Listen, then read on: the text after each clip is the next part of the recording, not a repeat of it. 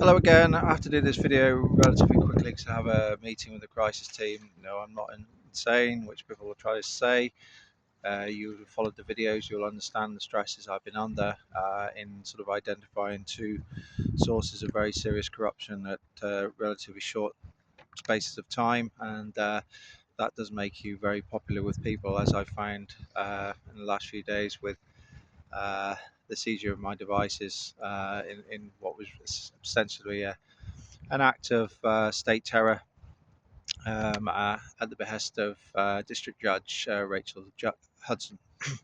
So, continuing the statement, the journey through the statement. So, essentially, as I said in the previous one, Hudson ignored the breach of codes of conduct from McKee in submitting false data. She also did something very similar with Paul Mahan in excluding items from the bundle, delaying statements, and so on and so forth, despite the fact he'd given undertakings to other legal professionals and myself, acting as a litigant person at the time, that statements would be produced. They weren't produced because they were delayed and dovetailed in. Effectively, the foster care statement was delayed significantly to dovetail in with the parental assessment. We'll go through that when I talk more about the case and the mechanics of it. So back to the statement. Rachel Hudson issued a judgment of a long-term care order at the request, as requested by the business model of South Tyneside Council, without the signature of our older daughter. It was on the understanding that the signature bearing copy would be supplied. This document was never produced. This is actually very, very significant because this statement was produced in collaboration with a solicitor called Laura Peel, and essentially what they try to say is there was some sort of interview with an intermediary. There was no transcript of this interview ever produced.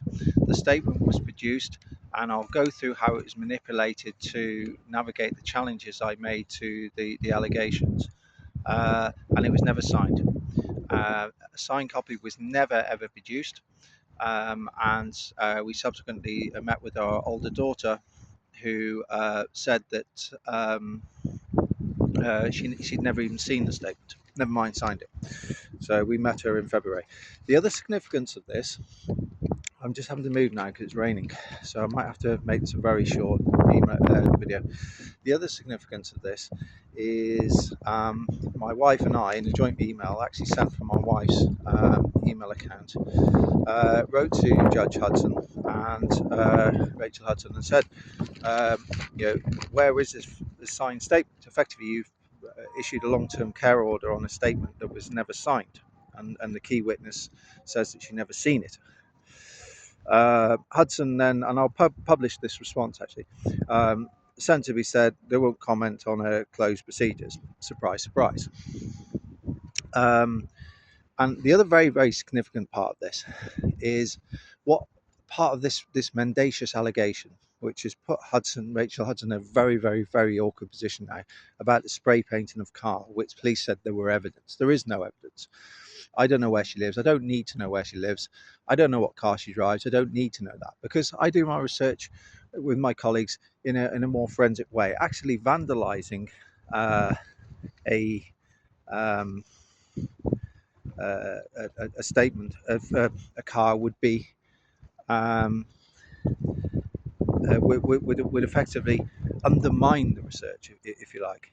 So it would make it actually worse. So it's the worst thing we could do.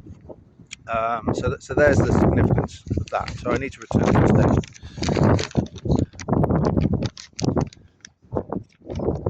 Sorry, it's quite windy, so bear with me. I thought it to end up in the river.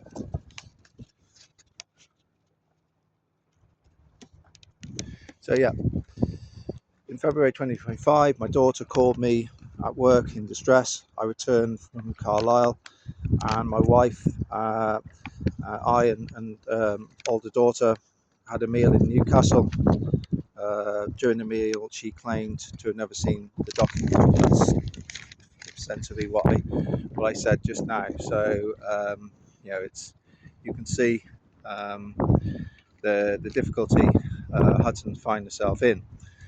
She's effectively accepted a document that that was unsigned, issued a long-term care order, and so on and so forth. So I have to call this video a day now because the break is coming in. So